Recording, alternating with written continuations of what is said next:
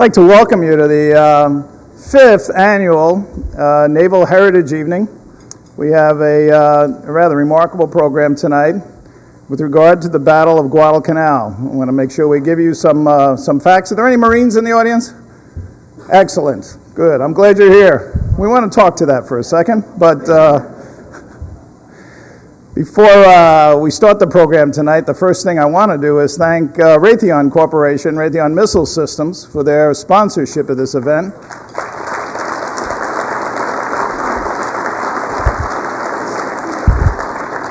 Ron Jenkins and his folks have been out here and have been with us ever since the starting of this, and it's been a wonderful support, and we appreciate that a great deal.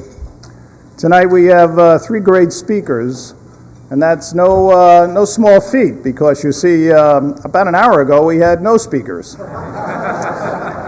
and in the spirit of this event, where 2 years ago some of the senior officers of the Japanese force came in and talked to us about the Savo Island out of the audience, and last year as we were starting the event about Incheon, a former colonel walked in the door and said, "Hey, I was in the first wave at Incheon, can I help?" "Yeah, take that seat over there."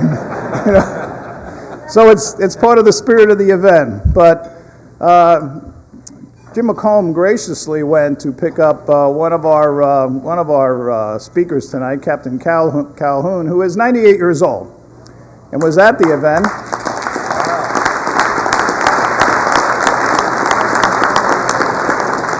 And because Cal can't fly, they drove here today, and it was the first time in my life that I was appreciative for Bill Erickson's GPS system as he tracked them all the way from Durham, North Carolina to here.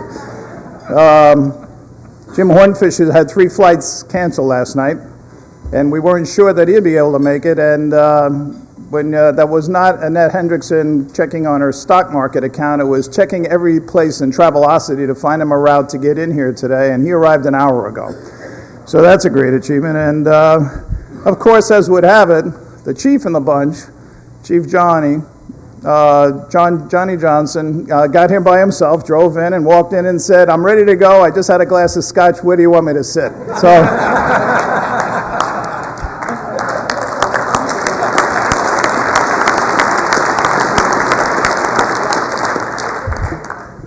let's talk a little bit about it, though. Jim Hornfisher is a distinguished author, and he has written several excellent books, and of course one that's near and dear to most of us here in the room is Last Stand of the Tin Can Sailors. He has just recently completed Neptune's Inferno, which covers the subject of the Battle of Guadalcanal. A very comprehensive book, and he's going to be talking about several specific events tonight that took place during the Battle of Guadalcanal. Captain Calhoun was at the battle as well on the USS Sterett, and he will give you some very pointed remarks about his experiences there, what he saw, what happened, and what he thinks. And of course, Chief Johnny Johnson, who is 87, not to be outdone by our 98-year-old, he has also got a few remarks that he wants to give about the battle himself. He was on the USS San Francisco. Spent the entire war on the USS San Francisco, and for those of you that know much about that ship and the battles it was in, just to give you an idea, the DCA on that ship received the Congressional Medal of Honor, so you know it wasn't an easy ride. So 3 very distinguished speakers that I think will hold your attention and that I think you will enjoy immensely.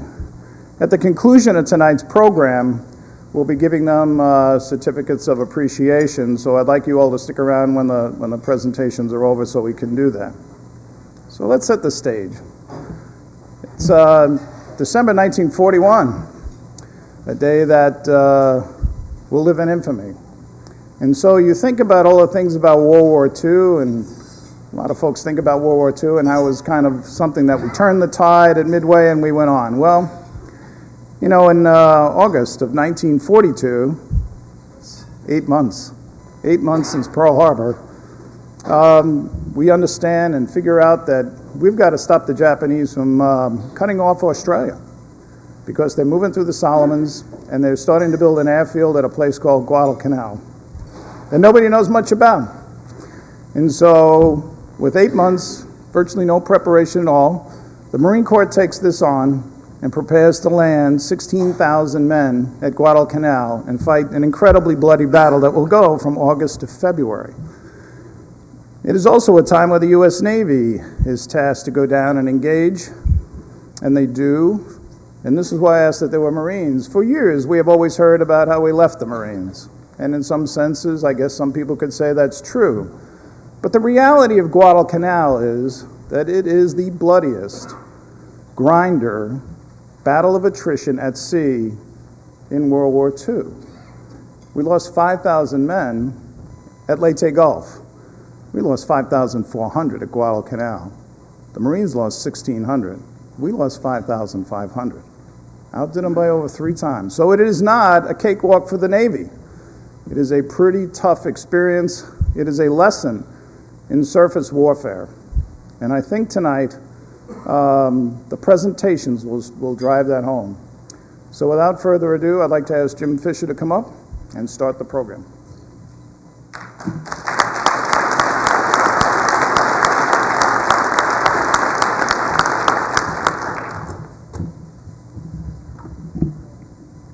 Thank you for the chance to be here tonight. I appreciate the introduction, Paul.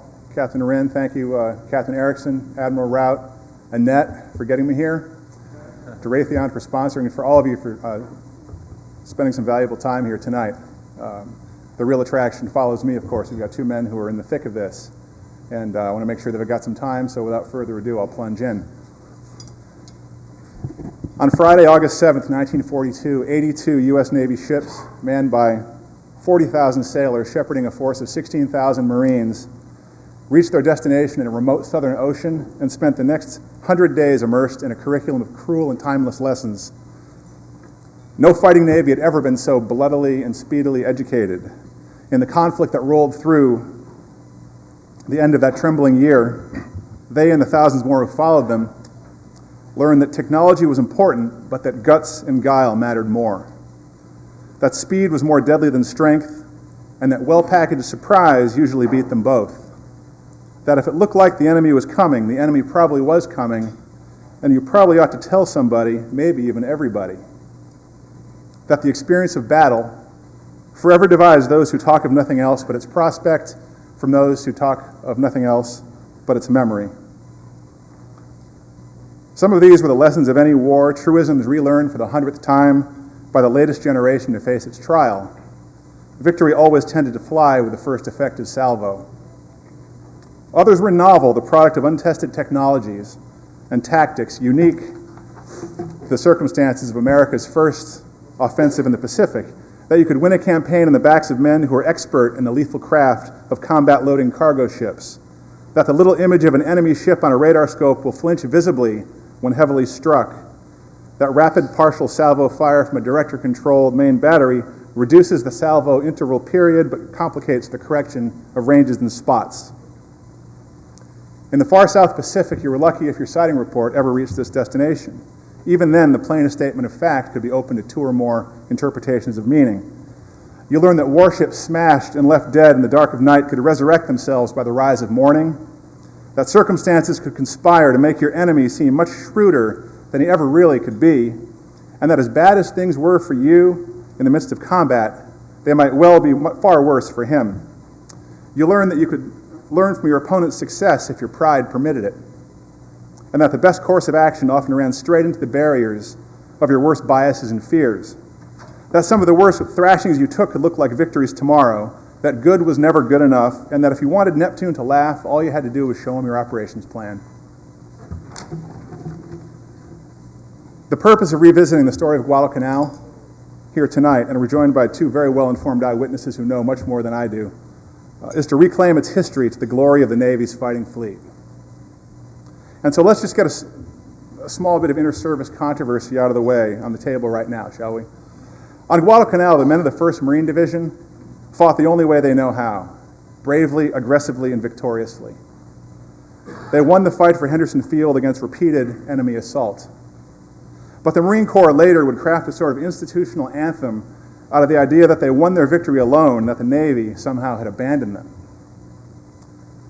Guadalcanal was the first U.S. offensive of the war. It began with the landings, as Paul said, on August 7th and concluded with the evacuation of all Japanese forces on the 1st of February, about 6 months later.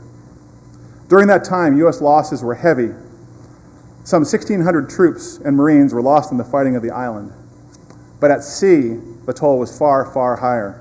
In 7 major naval actions, including 5 old-fashioned surface engagements and 2 carrier battles, some 5,000 sailors were sent to stand mid-watch in eternity. That number is more than 3 times the Marine and Army death toll on land. Thus, I believe it's fair to say that if the Navy had failed to secure the seaways around Guadalcanal in that terrible battle of attrition, had the Tokyo Express supplied and reinforced its garrison, and had the Japanese naval and air forces blocked the U.S. resupply and reinforcement effort, no amount of gallantry would have saved the Marines. They would have been rolled up as surely as our forces on Bataan and Corregidor were. And yet, for all the errors committed by our Naval High Command at Guadalcanal, and there were many, for all the blunders that contributed to such a terrible loss of life, the campaign deserves to stand as one of the most glorious chapters in our Navy's history.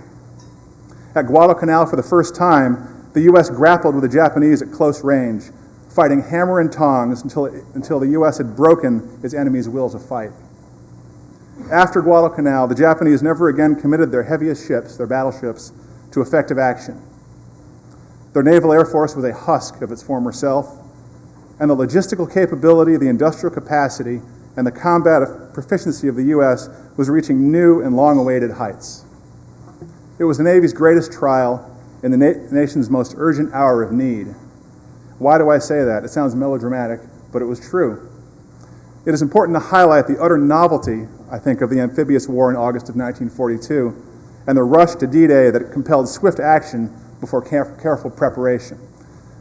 This is really important to understand. When Operation Watchtower, as the invasion was known, began, the Navy literally didn't know where it was going. Charts were unreliable, legacies of the British from the 19th century. The Navy literally didn't know what it would do when it got there.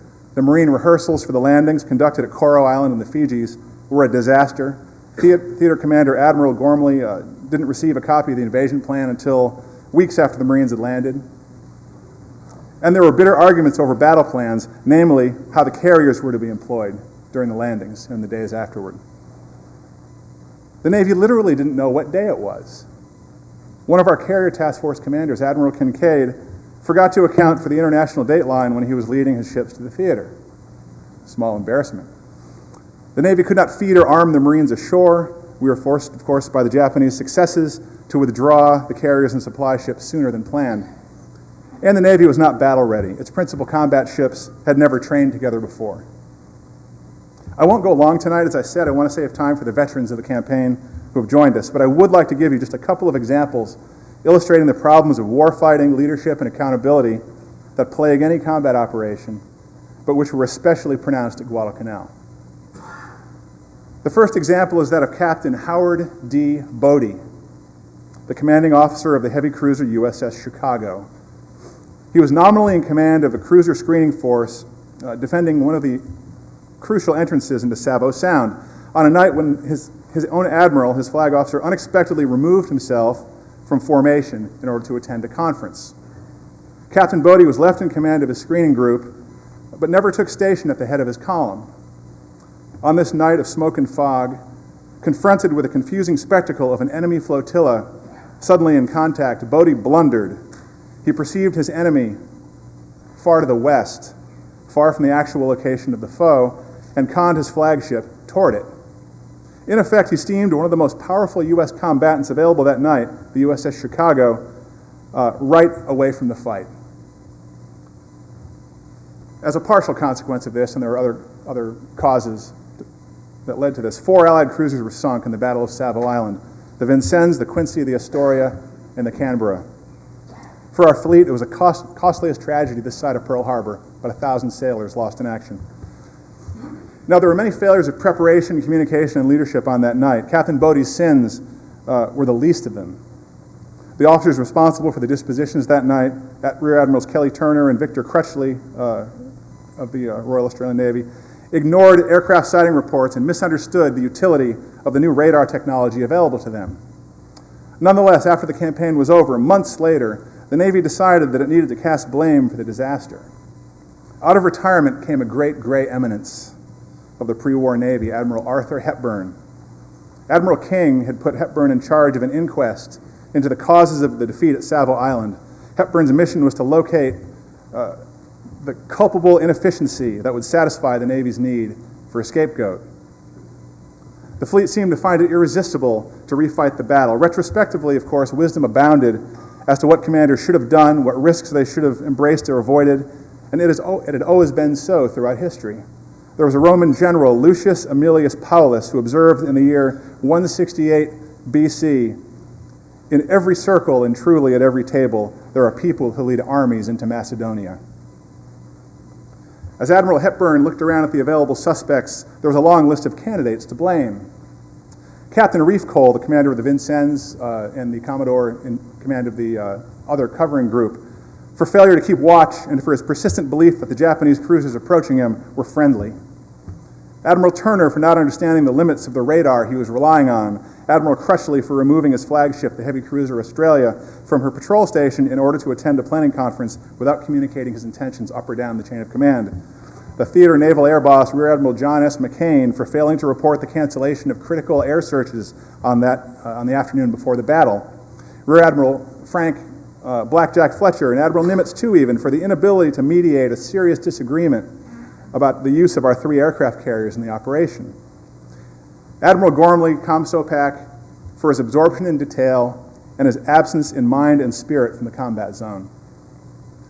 Admiral Hepburn surveyed all of this, interrogated the participants, and chose to place blame where it was least politically damaging for the Navy, at the 06 level. The Navy required a scapegoat, and so it was decided in the spring of 1943 that Captain Bodie, the commander of the Chicago, would be removed from the track to flag rank and assigned to a backwater naval station, Panama Canal Zone, for his sins. In April, in the bathroom of his quarters there, he was found with a bullet through his head, a suicide. His ambitions to flag rank intolerably thwarted. Such are the risks of captaincy during wartime, and such are the cruel ways of a political organization, such as the Navy, when war doesn't go as everyone thinks it should have. The second case I'd like to sketch briefly for you is that of Rear Admiral Norman Scott. He was the commanding officer of the principal cruiser striking force in the South Pacific Command, known as Task Force 64. His insistence on a rigorous training schedule while in theater made the difference in the fleet's first victory of the war, the Battle of Cape Esperance, fought on October 11th, 1942. Researching my book, I found naval records that document how Admiral Scott prepared his outmatched cruiser forces for action by conducting audacious and dangerous night exercises in the middle of the ongoing campaign. When he was named commander of Task Force 64 in mid-September, one of Admiral Scott's first actions was to return to tradition. In the late 1930s, the Navy had borrowed a training regimen from the Royal Navy, the so-called offset gunnery exercise. In these drills, ships squared off as they would in battle, fixing their gun directors on one another, but setting off the alignment of their turrets by several degrees. As the guns fired askance and the shells splashed astern their targets, a second director measured the amount of the offset to determine whether a hit had been made. Precautions notwithstanding, the exercises were acts of faith. With fears of a catastrophic accident always present, they were conducted with a flinching caution that could keep officers up the rest of the night. Greater cause for insomnia lay, of course, in not knowing the proficiency of one's crews. Admiral Gormley had been hampered by this uncertainty. He didn't know what his ships and what his commanders were capable of. He hadn't spent time with them or among them. He hadn't been physically present to assess critical variables from their intangible esprit to the physical soundness of their machinery. Norman Scott was not about to emulate that example. He certainly wasn't satisfied to leave the education of his forces to the enemy. In the last 2 weeks of September 1942, during moments stolen from the drudgery of transport convoy escort, Admiral Scott arranged for his cruisers to practice their craft. Determined to make his own force a match for the Japanese, who had demonstrated their skill in the Battle of Savo Island, he had studied the recent actions carefully and instituted what a Marine gunner on the San Francisco, Clifford Spencer, called Night Fighting Course 101. No peacetime moonlight excursions these. For the next 2 weeks, Spencer wrote, we held daily gunnery practice and high-speed night tactical maneuvers, every night, all night. The object of the practice was to have everyone sharpen their night vision and spot the enemy before he saw you. With training, helmsmen were able to maintain ship intervals with more expertise and direct more energy to finding the enemy ships, allowing you to get off those very important first salvos. Competitions were instituted to determine the fastest gun crews. Spencer wrote, "In Texas, the battle cry had been 'Remember the Alamo.' Here, the rally cry was 'Remember Savo Island.'" The exercise that Admiral Scott led on the evening of September 22nd was the first time some of his cruisers had fired their big guns at all in 5 months, and the first offset practice they had done in more than a year. Trying to draw a bead on a highly maneuverable destroyer, the gunners of the heavy cruiser Salt Lake City learned the value of alert observation and of close cooperation between the spotter, rangekeeper, and radar operator. One night, the Salt Lake City, on orders from Admiral Scott, dueled the USS Helena.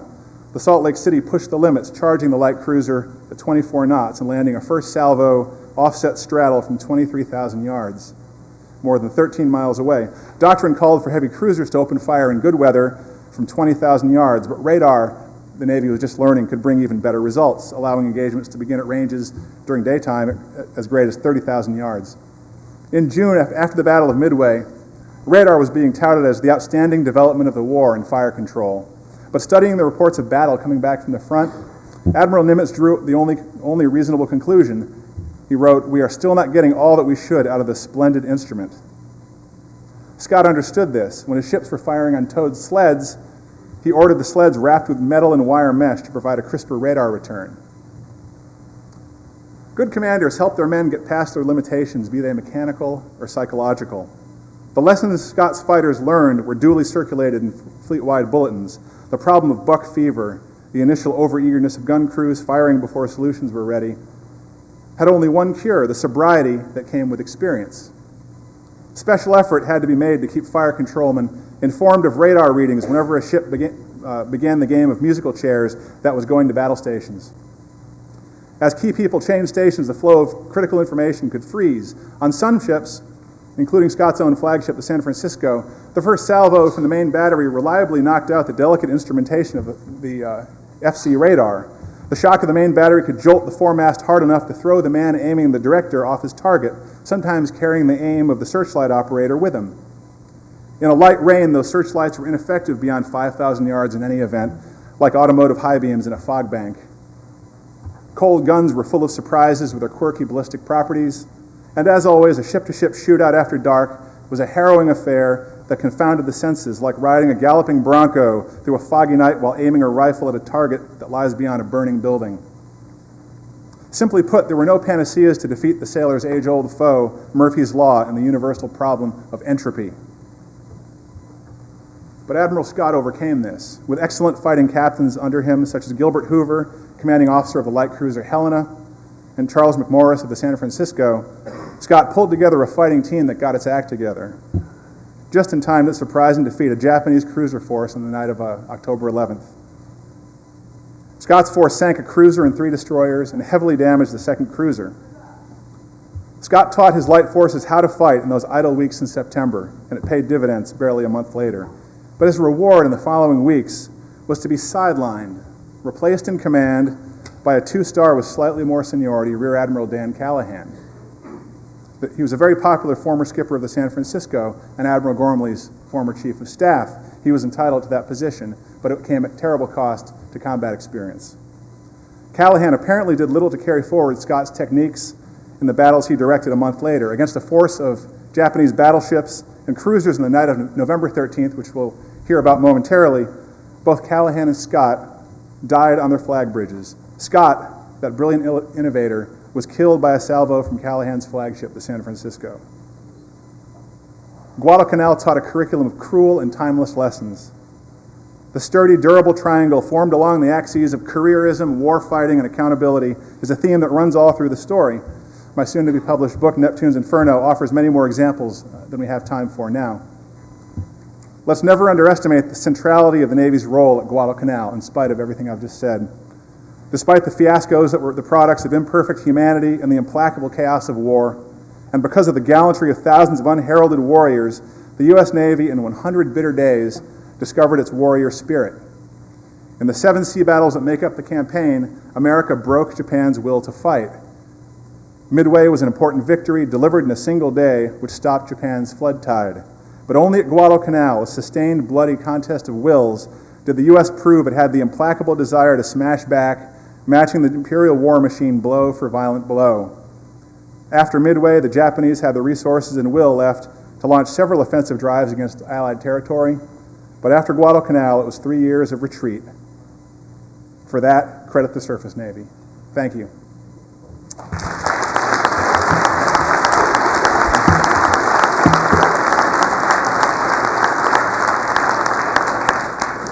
So now it's my distinct pleasure to introduce the first of our two veteran speakers this evening.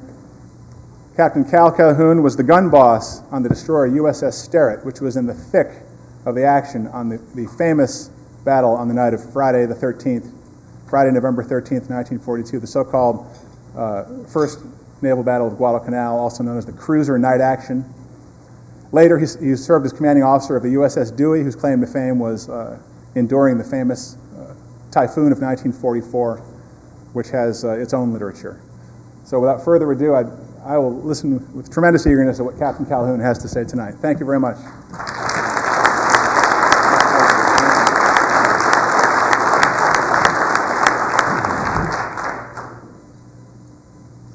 Can you all hear me? I hope you bear with me because I only have one good eye. And I want to acknowledge that we wouldn't be here if it weren't for Dave McComb. I don't think anybody in the world could have gotten us here except Dave. I think he had 4 different reservations, all of which were canceled, after which he finally got one that took him to Raleigh, and then he drove down to Laurenburg and picked me up and drove me all the way here today. Thank you, Dave.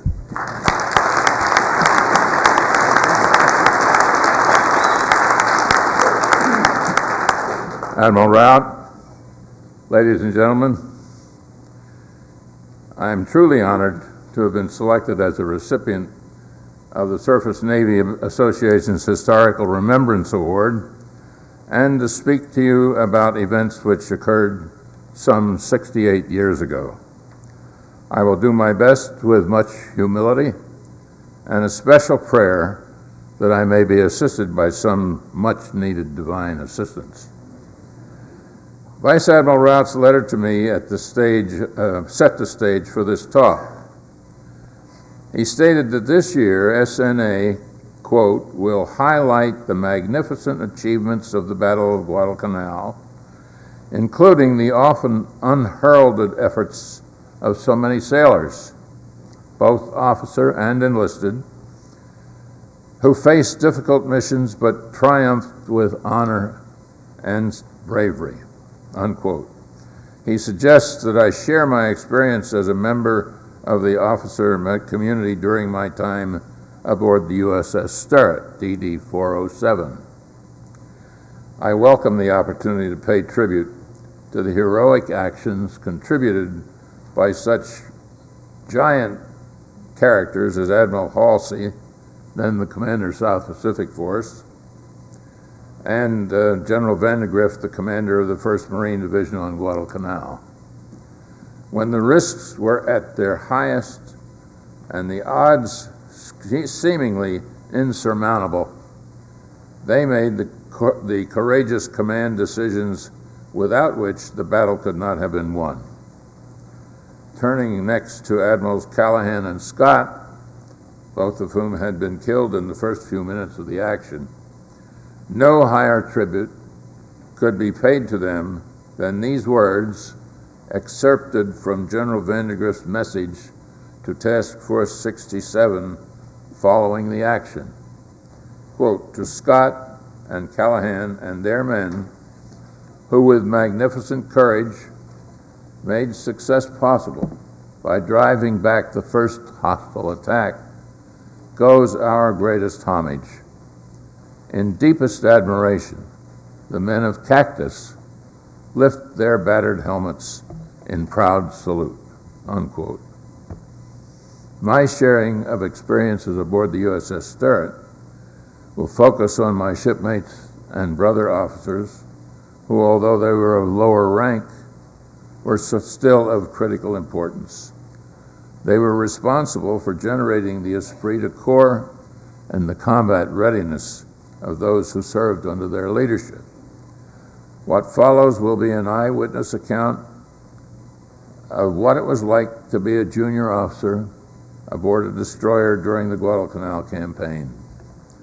Most of our time from August the 7th, when the landings occurred, until we returned to San Francisco in December for repairs of battle damage, was spent engaged in shore bombardment of enemy installations on Guadalcanal, shooting at enemy air raids almost every day, escorting and playing plane guard for a carrier, the Wasp, and convoying the constant stream of supply ships and transports to the objective area. However, most of these duties clearly demonstrated the none of these duties so clearly demonstrated the sheer guts that were essential to achieving victory, as did the night action of 12-13 November 1942 in the vicinity of Savo Island, sometimes referred to as the Third Battle of Savo Island. Admiral King referred to this action as the most furiously fought surface action of the war. To begin with, it's essential to understand what the tremendous advantages were that the Japanese Navy had in the South Pacific area when it came to numbers and types of ships. They had 5 carriers, 5 battleships, 14 cruisers, and 44 destroyers. We had 2 carriers, 2 battleships, 9 cruisers, and 24 destroyers. To further complicate that picture, our 2 carriers and battleships were operating for the most part in an area about 400 or 500 miles further north of Guadalcanal, and were probably 2 days at least away from where we were most likely to become engaged. It was this discrepancy in numbers that dictated the defensive attitude of Vice Admiral Gormley, who for the first 2 or 3 months of the Guadalcanal campaign abstained from opposing the almost nightly visitations to the island by what we called the Tokyo Express, a bombardment force which usually consisted of 2 battleships, a couple of cruisers, and about a dozen destroyers, to steam in under cover of darkness, bombard our airfield and marine gun emplacements, and provide cover for troop reinforcements which followed close behind in destroyer transports. However, in mid-October of 42, Admiral Gormley was relieved by Vice Admiral Bill Halsey, whose whole nature and attitude were the direct opposite of his predecessor. Halsey espoused the philosophy of taking the offensive, and he made that clear from the first day of his arrival when he sent a message to the South Pacific Force stating, quote, "Strike," unquote, signed Halsey. On the 2nd of October, the 26th of October, he visited Vandegrift on the island and gave his assurances that from then on, the nightly attacks by the Tokyo Express would be opposed. The proof of his pledge came in mid-November. On the 12th of that month, the Sterret was screening the transports which were engaged in offloading supplies, ammunition, and aviation gas along the north shore of Guadalcanal. In the mid-morning, we had received reports from coast watchers further up the Solomon's chain that they had sighted a 25-plane torpedo attack on the way to Guadalcanal. On receipt of that news, Vice Admiral Turner, the officer in tactical command, ordered the transports to get underway and take a northerly course away from the island, while the destroyers were deployed in a circular screen to provide anti-aircraft protection. The Sterett was on the starboard flank of the formation, and shortly after noon, the attacking Bettys were sighted coming in from the starboard beam, and within seconds, we were firing at them as they flew directly over the Sterett. We splashed 4 of them, and all of them were downed, some by air and some by gunfire. No ships were hit by torpedoes, but one plane crashed into the after gun director on the cruiser San Francisco, killing 30 of her crew. In the meantime, further Coast Watcher sightings further up the chain reported the approach of the Tokyo Express. On receipt of that news, Admiral Turner directed that we escort the transports to the east of Guadalcanal and turn them loose so that they could head south in order to get out of the battle area. After release of the transports, the remaining combatant ships, consisting of 8 destroyers and 5 cruisers, were formed in a long column. 4 destroyers led the formation, followed by the 5 cruisers, and the other 4 destroyers brought up the rear. The order of ships were Cushing, Laffey, Sterett, O'Bannon, Atlanta, San Francisco, Portland, Helena, and Juneau, and then the Aaron Ward, Monson, Barton, and Fletcher. They comprised Task Group 67.4, and Rear Admiral Dan Calhoun was designated as the Task Group Commander. Admiral Calhoun had just arrived from his duty in Washington, where he had been President Roosevelt's naval aide, and since he had been the CO of the cruiser San Francisco in his previous last sea duty, he chose her as his flagship. Rear Admiral Norman Scott, who had had several previous night actions and had demonstrated outstanding leadership on those occasions, was embarked in the anti-aircraft cruiser Atlanta. Unfortunately, he had no command responsibility, so he was simply a passenger aboard the Atlanta, although, of course, he was also a standby task group commander in the event that Admiral Calhoun became a casualty. After he had released the transports and they were on their way to Espiritu Santo in the New Hebrides, our column reversed course and headed west along the northern coast of the island of Guadalcanal. Now we were actively engaged in searching for this enemy force that we knew was on the way, with the expectation of conducting one more of their successful bombardments of our airfield. Aboard the Sterett, we had gone to general quarters at evening twilight, a lesson that we had learned during many months of North Atlantic duty, where the U-boats had established the habit of attacking during either morning or evening twilight when the visibility conditions favored the U-boat. As we skirted along the shore of Guadalcanal, we could easily see the tracers flying back and forth. The Marines were engaged in a furious firefight. Up on the Sterett's 5-inch gun director, we talked about what we could see and voiced our admiration for those gyrenes. They didn't have enough food.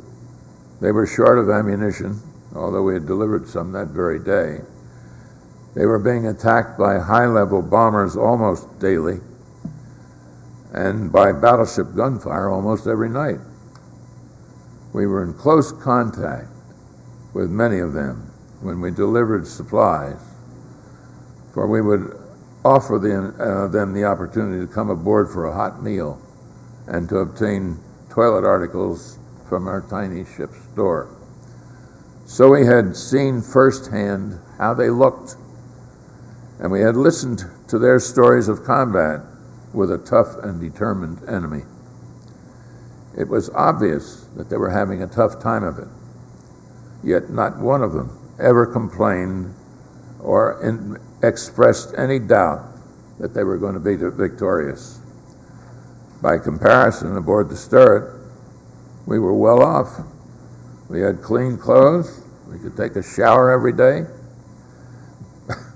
Our bunks were clean and comfortable. We had 3 hot meals a day, and we were not being shot at almost without let-up. We all decided that we were very lucky to be in the United States Navy.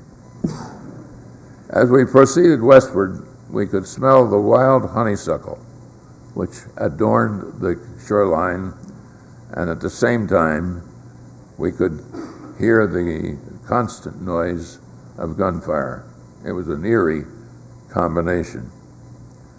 Sometime shortly after midnight, we passed Henderson Field, and there the column turned about 40 degrees to the right and headed generally in the direction of Savo Island.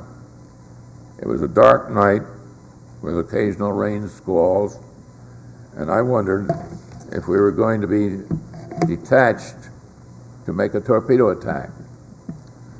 I knew, as we all did, that the Tokyo Express usually included 2 battleships, and in my mind I had already concluded that the choice of 8 destroyers in our pickup team was probably deliberate, because our torpedo armament was the only weapon that Task Group 67.4 contained that stood a chance against the enemy's 14-inch guns.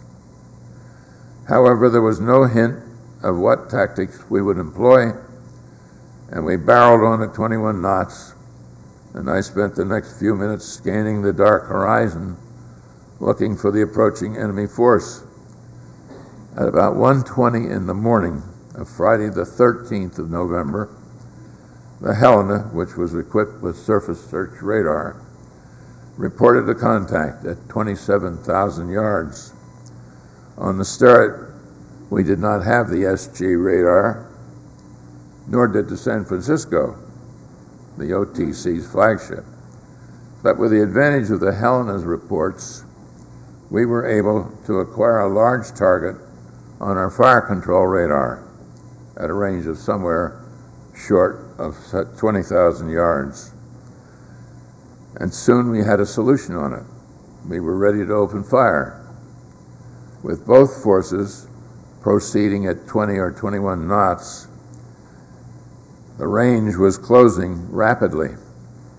In a matter of a few minutes, we were within 4,000 yards of our radar target, and I could now see it quite clearly.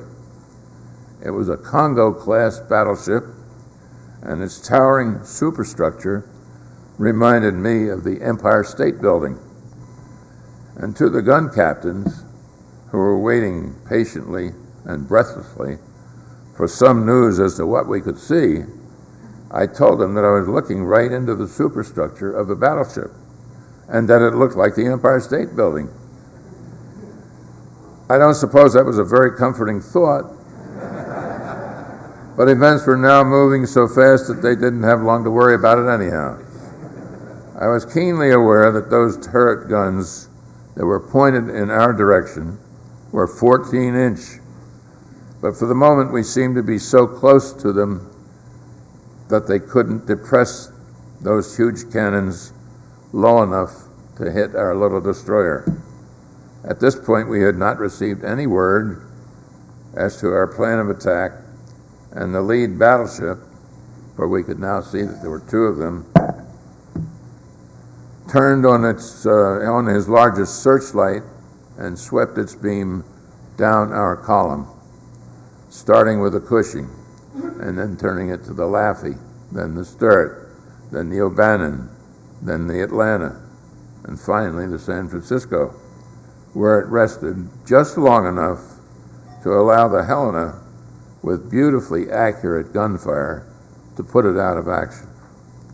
At that point, from Admiral Calhoun came the order, Even-numbered ships fire to port. Odd-numbered ships fire to starboard. Commence firing. We were third in column, so we were an odd-numbered ship.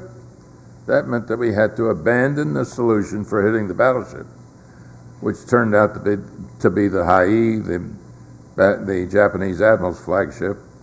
The other battleship was the Kirishima, and he had decided that he wasn't going to get into the game.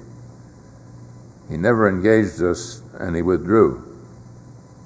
We abandoned our solution on the Hai, slewed the gun director to the right, and looked for a new target on the starboard side. Jack Shelton, the world's best rangefinder operator, immediately acquired a new target with his fire control radar, and we fired a 4-gun salvo loaded with star shells, which we had loaded with the intention of illuminating the target, but which we now fired to hit. And they struck the target, which turned out to be the cruiser Nagara, in the vicinity of his forward gun mounts. It appeared to me that the star shells disintegrated on contact, and the pyrotechnics with which they were packed burned for several minutes, during which time we hit him with another 5 or 6 salvos, a total of about 24 5-inch shells.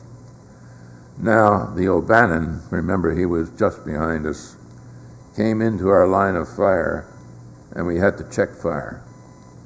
By now the tactical situation had taken on the look of a barroom brawl, with the lights turned out and everyone swinging wildly at whatever target appeared. Both the Cushing and the Laffey had been fatally hit and were burning fiercely. We had to maneuver to avoid collision with them. Now the Sturret was the lead ship of the formation, if indeed it could any longer be called a formation. Right from the start, it had been apparent that several enemy ships were shooting at our gun director, and since I had my head out above the hatch, I was very aware that we were receiving a lot of attention. I never saw such a concentration of tracers, and they all seemed to be heading right at our little hutch. I felt that if I reached out my hand, I could quickly lose it. And at that point, I decided I was just going to ignore that concentration of incoming rounds. At about that point, there was a tremendous blinding flash, and a shower of shrapnel fragments rained down on us and the director. Fortunately, I was wearing a talker's helmet, which you are probably aware was padded with about 4 inches of styrofoam. I could hear and feel them impact on the helmet. But I did not know that they were also hitting my Kapok life jacket. It had a wide collar, probably 4 or 6 inches wide, and the next morning I realized how lucky I had been. I dug out more than 20 slugs, about the size of a .22 caliber bullet. Any one of them could have been very troubling. I was certain that some of the director crew had been hit, and I asked them to report if they had been wounded, and if so, how seriously. 3 of them answered in the affirmative, but all claimed that their wounds were not serious.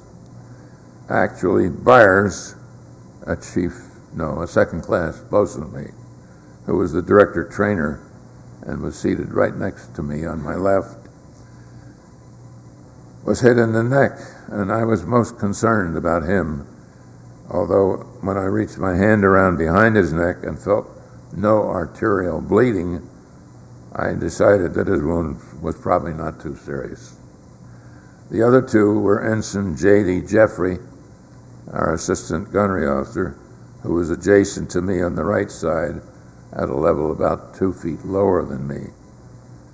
He was hit in the back, but was bleeding profusely enough to cause it to squish in his shoes, a fact that he announced with surprise.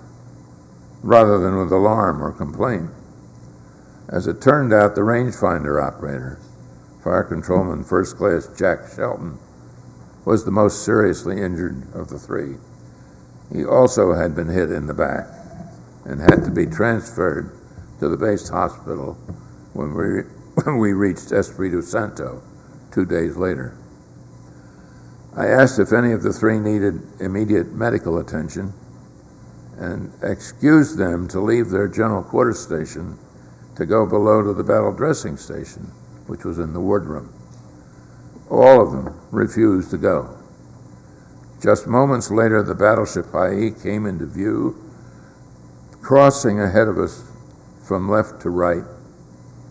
Now she was less than 3,000 yards away, and we opened fire at once with our 5-inch gun battery. All of those shots were directed at her bridge, and I could plainly see them exploding when they impacted. Again, she was not able to take us under fire with her main battery because we were too close. Her secondary battery of 5-inch, however, continued to spray a stream of tracers close to the gun director. Meanwhile, I could see several enemy sailors with their clothing afire dive overboard. I also noted 2 large underwater explosions in the vicinity of their engine spaces.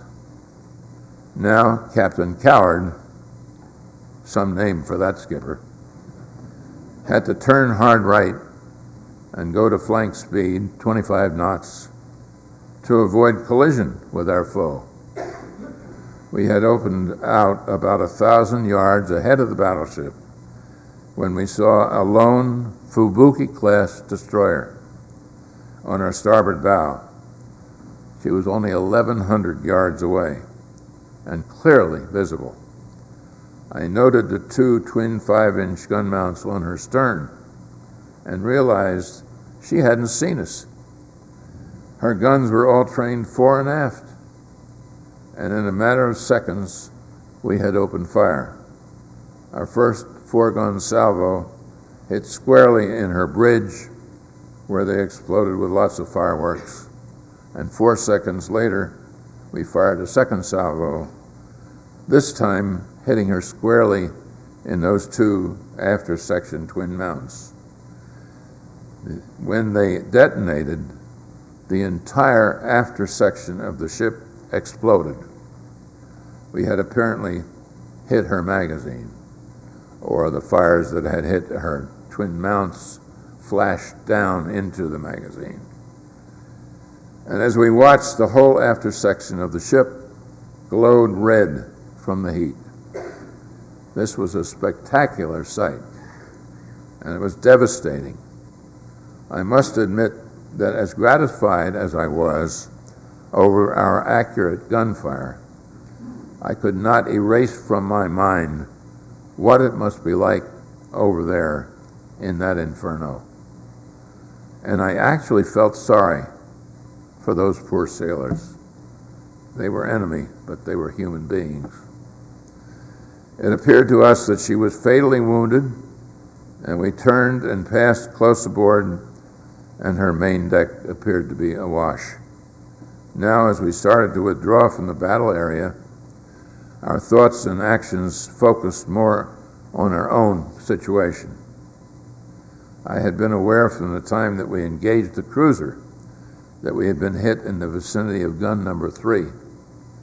I could see a huge fire blazing up just below our colors, illuminating the stars and stripes so brilliantly that there could have been no doubt as to whose side we were on.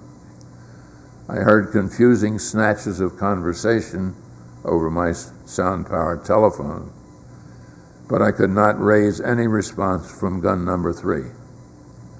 Meanwhile, with no targets in sight, I had sent our wounded director crewmen down to the battle dressing station to get their wounds dressed. They returned in just a few minutes with the comment that they couldn't ask the doctor for his attention to look after their minor injuries because he was overwhelmed with wounded. We, like all destroyers, had only one doctor. It happened that he was my roommate, Lieutenant Junior Grade Dr. Harry Nice was a veteran surgeon from Hahnemann Hospital in Philadelphia. He was confronted with a total of 46 severely wounded sailors, of whom 28 died in the first few minutes. 4 were lost overboard, and that left him with 18 critically wounded. All of them required major surgery. He had no trained anesthetist. Lieutenant J.G. Tom McWhorter, our torpedo officer, performed that duty. But there were 3 leg amputations and many chest and abdominal wounds, all of which were devastating. Every one of the 18 critically wounded survived, and Harry Nice deserved at least a Silver Star Medal. I do not know to this day whether he ever received it. I'm sure that Captain Coward recommended such an award, but in the rush of being promoted to the rank of captain and relieving of his command, there were no recommended citations to accompany the recommendations, and it's likely that unless there was a proposed citation, no award was made. It took more than just the skipper's recommendation to approve the award of medals. We found ourselves pretty much alone, although we could see burning ships on every side. There was no way to tell who or what they were, and we had not seen any of our own task group for at least a half hour. Now the skipper took stock of his situation. We had taken a total of 11 shell hits, 3 14-inch from the battleship, which had struck the upper handling rim of gun number 3, and another 8 5-inch shells, which had impacted on and around the torpedo tubes and directly into the number 3 gun mount.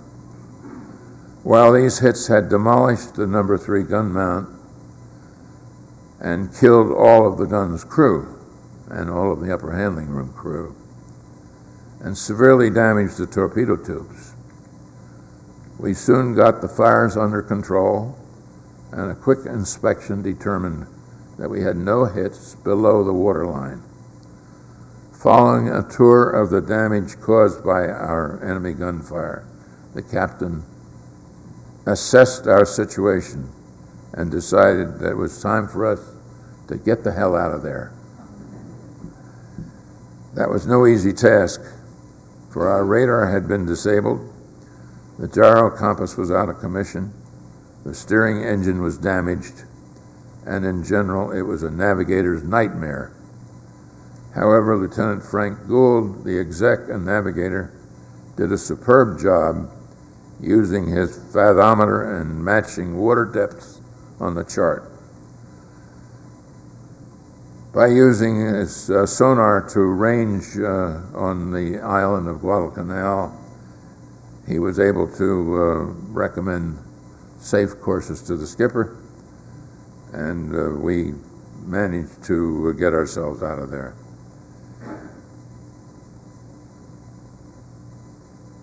We joined with the other remaining ships of Task Group 67.4 somewhere east of Guadalcanal, until we received the message directing us to join with them.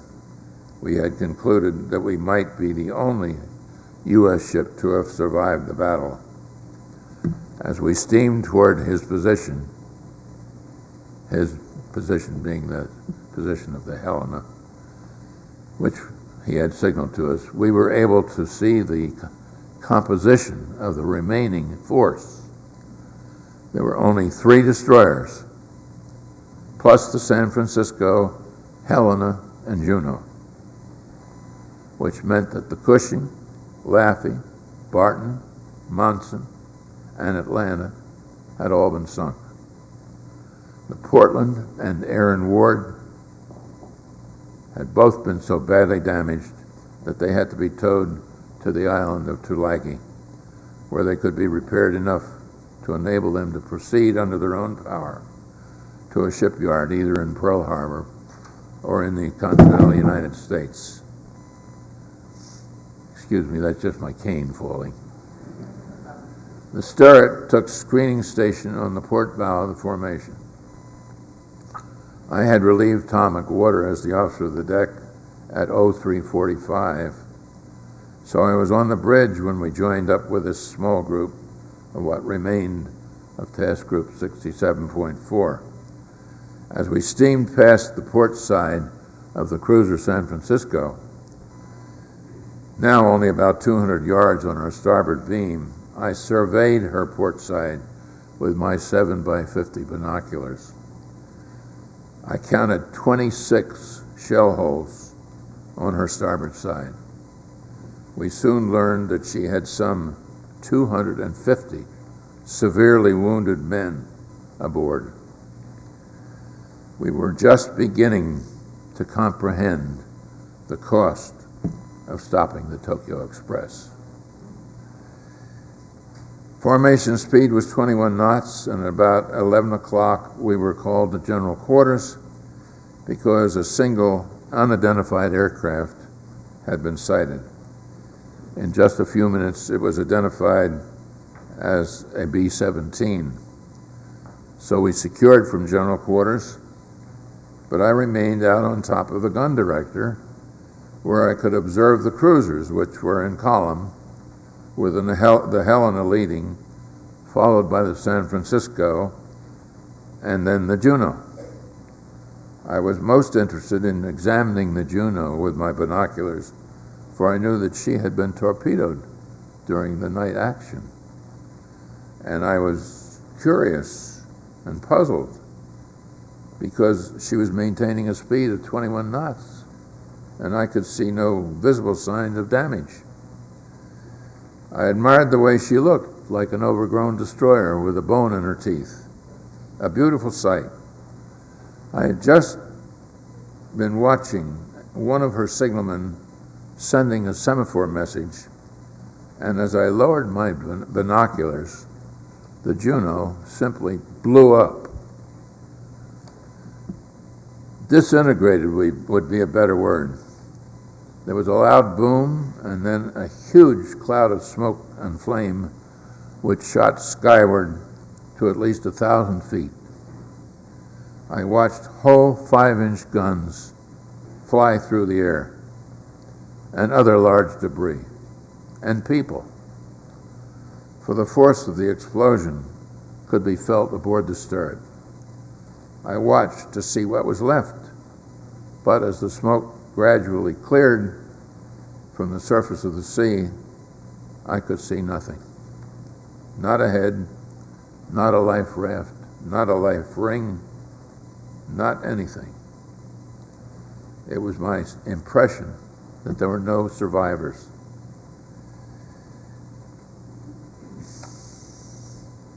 The Fletcher, which was on the starboard bow of the formation, turned back to perform rescue services, but the Helena's skipper directed him to return to station because the enemy sub, which had fired the torpedo, was still there, and any ship which was attempting rescue would be an easy target for another fish. We continued on our way, unaware that we were leaving behind us about 100 men in the water. By the time they were rescued a week later, the number had dwindled to a pitiful 10. It was without doubt the most shocking sight of the entire war for me. The remainder of the 13th of November 1942 was almost too grim to talk about. In addition to the loss of the Juno, which cast a gloom over us that lasted for days, it was filled with visiting the wounded, identifying the dead, helping with the preparation for burial at sea, cleaning up the mess of body parts and bits of human flesh which adorned bulkheads and doors, and finally the burial at sea ceremony itself, which was sad and deeply emotional, but was conducted with great reverence and the highest respect, so that it was also inspirational in a manner that nothing else could have been. All of us felt that we had lost treasured shipmates, and there is simply no remedy for that tragedy.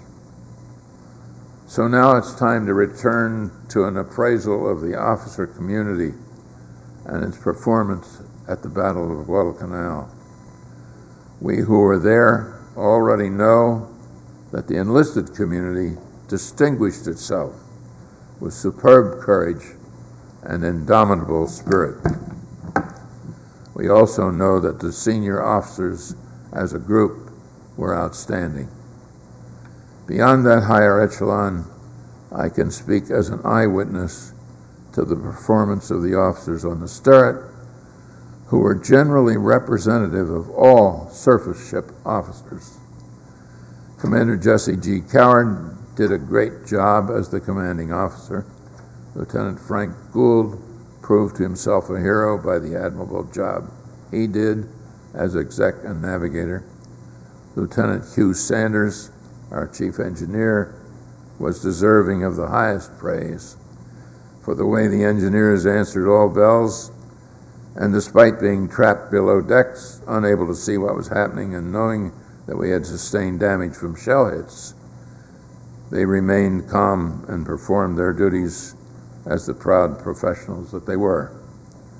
Lieutenant J.G. Tom McWhorter, the torpedo officer, fired 6 fish, 4 at the battleship and 2 at the destroyer. All of them ran hot and true and secured bullseyes on their targets. We could see the wake of these torpedoes, and there was no question but what they went under the vessels they were fired at. But because the torpedoes themselves were defective, none of them exploded. After the fighting had subsided, we went to the aid of Dr. Nice, and Tom went to the aid of Dr. Nice, and despite having had no training for such a task, took on the job of administering the anesthesia to each surgical patient. Finally, since I was a small cog in the application of our gunfire, I will limit my comments on that aspect of our battle performance by allowing that I think we upheld the honor of the Sterret's reputation. I'm convinced that the officers of the USS Sterret, by their actions, demonstrated the level of performance of duty that was evident among the entire officer community of the surface ships involved in the Guadalcanal campaign. And on that note, I rest my case.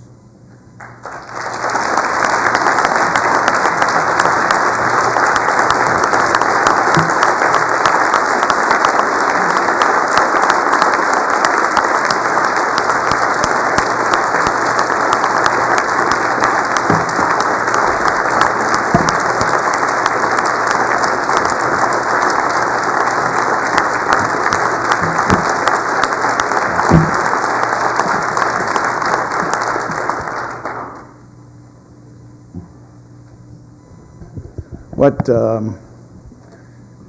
Captain Calhoun didn't say is that Sterret won the Presidential Unit Citation for that action as well. I'd like at this time to introduce Chief Johnny Johnson.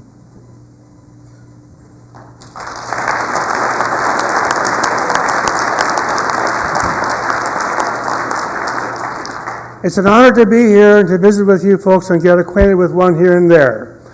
I got some good news for you. I know you're starved, so I'll make my comments very short. That's the good news.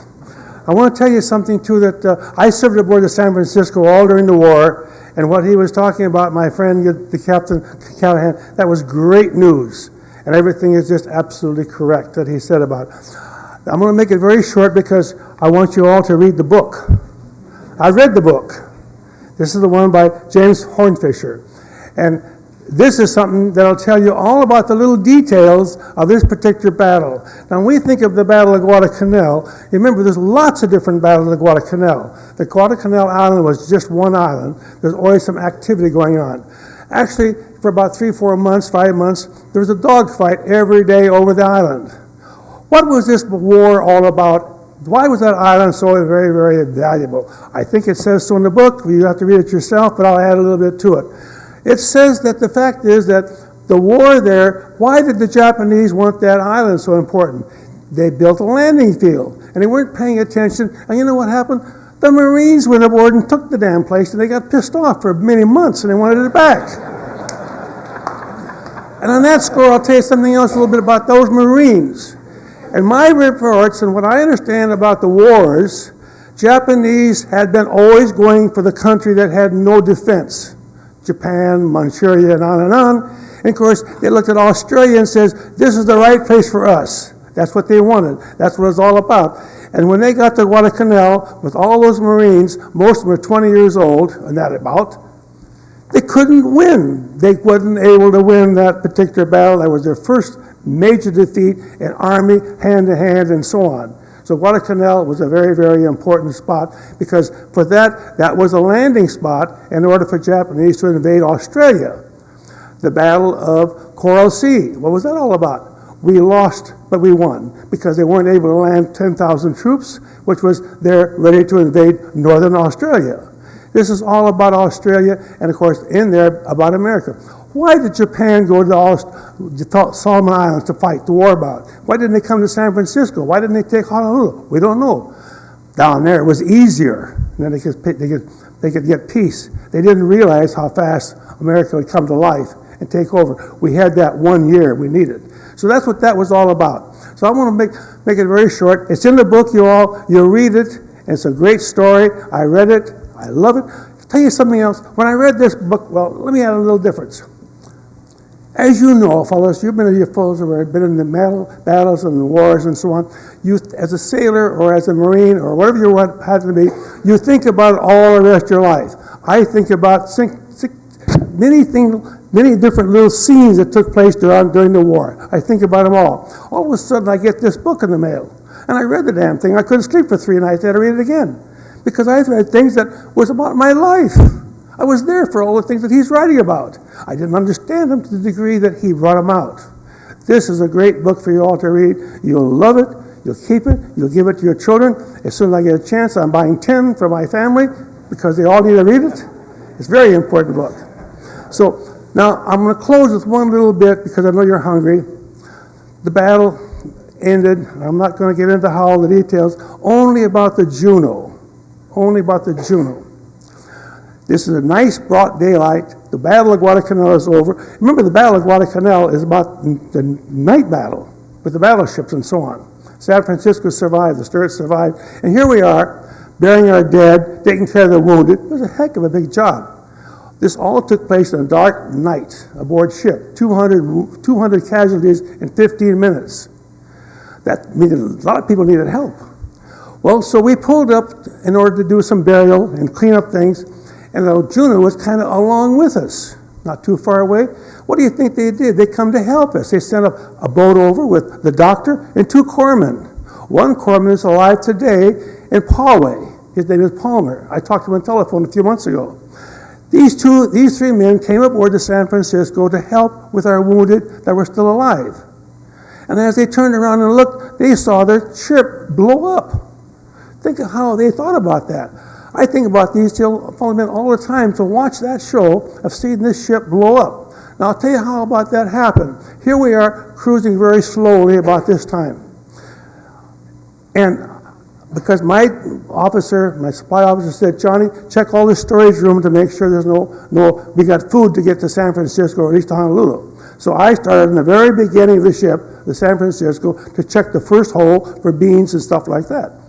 As I get ready to get into the hole, torpedoes attacked. The ship turned a little bit. The torpedo went in front of the bow of the ship and my feet.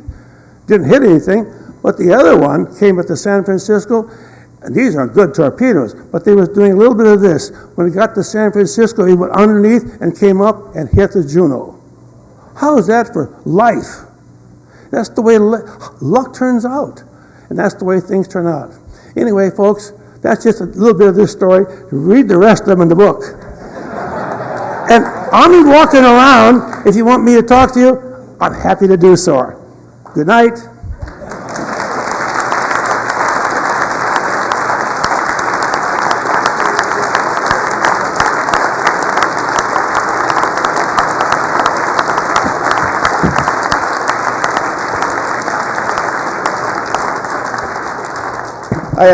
I have two certificates to give out to thank our guest speakers, but in the full spirit of disclosure, Chief Johnny Johnson works for Random House, but it's a joke.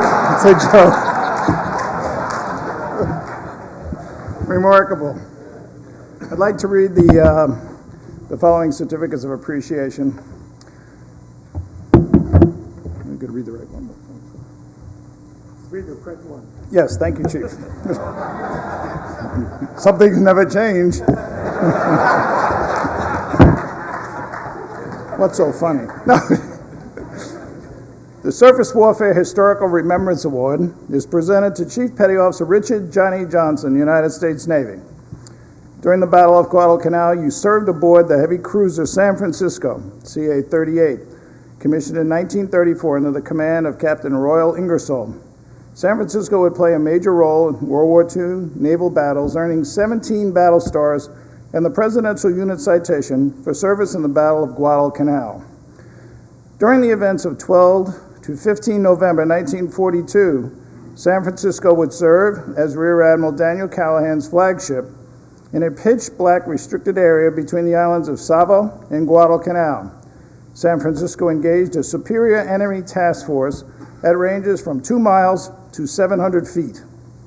San Francisco would sustain 45 direct hits that would cause 22 fires, extensive flooding, and would kill 77 sailors and wounded 158 others, including killing the entire bridge crew, including the commanding officer, Captain Cason Young, and Rear Admiral Callahan. The heroics on this night cannot yet be calculated, as the ship was navigated and controlled by Lieutenant Commander Bruce McCandless and kept afloat by the brilliant engineer, Lieutenant Commander Herbert Schoenman. Given the extensive damage done to the ship and the vast disruption in internal communications, it is a miracle and a testament to great training and bravery that San Francisco remained afloat. Chief Johnny Johnson is a perfect recipient of SNA's Historic Remembrance Award for service in that battle at Guadalcanal. Your courageous performance of duty was emblematic of your fellow sailors' efforts on one of the most historic and horrific naval battles ever recorded. The USS San Francisco and its crew became what every Navy ship strives to be in training: combat effective and damage control proficient. The Surface Navy Association is proud to recognize your service on behalf of all enlisted sailors who served in the Battle of Guadalcanal. Signed, Ronald A. Rout, Vice Admiral, United States Navy, retired, President of the Surface Navy Association.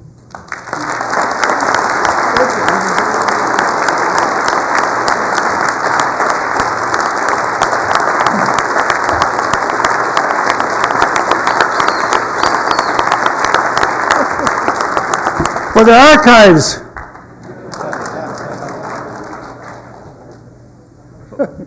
Oh, this is dangerous. Damage control. Great. And I'm going to ask that Captain Calhoun just stay seated so you don't have to come up again. And the Surface Warfare Historical Remembrance Award is presented to Captain Charles R. Calhoun, United States Navy, retired. In August of 1942, the United States Marine Corps occupied the Solomon Islands of Tulagi, Florida, and Guadalcanal, and established an air base named Henderson Field in Guadalcanal. By November of 1942, the fighting had been intense, constant, and unrelenting by highly trained and well-equipped Japanese forces. Learning through complex intelligence that the Japanese were planning to attack Henderson Field and substantially resupply and fortify its island forces, Vice Admiral William Bull Halsey designated two of his best warriors, Rear Admiral Daniel Calhoun and Norman Scott, to engage the Japanese enemy force and stop any such actions. Rear Admiral Calhoun's task force included the heavy cruisers San Francisco, his flagship, and Portland, light cruisers Helena, Juneau, and Atlanta. The 8 destroyers included Cushing, Laffey, Sterrett, O'Bannon, Aaron Ward, Barton, Mommsen, and Fletcher. During the period 12 to 15 November 1942, in what would be known as the Battles of Savo Island and the Battles of the Solomons, occurred some of the most brutal fighting ever recorded at sea. Captain Charles Calhoun,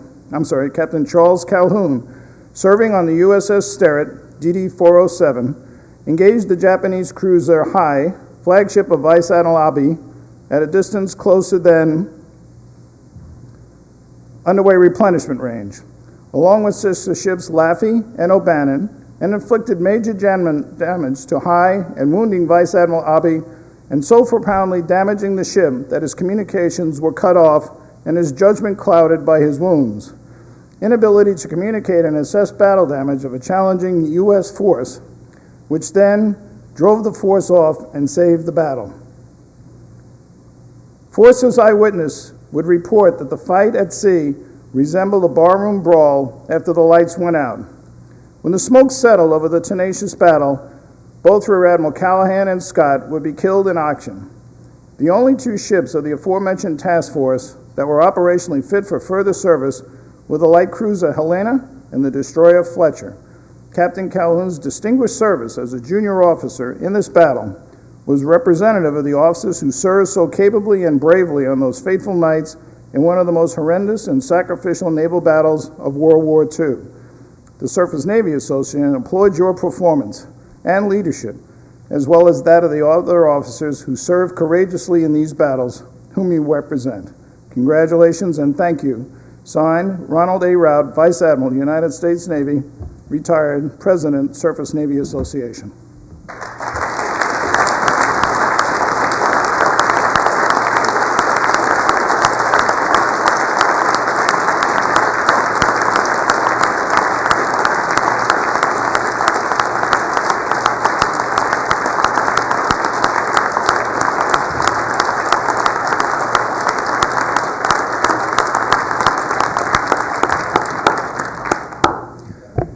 Ladies and gentlemen, that concludes our program for the evening. But once again, I think instills us with a great sense of spirit, honor, and gratitude for those that have gone before us. And thank you very much for coming. And thank you, gentlemen, very much for your service to our nation.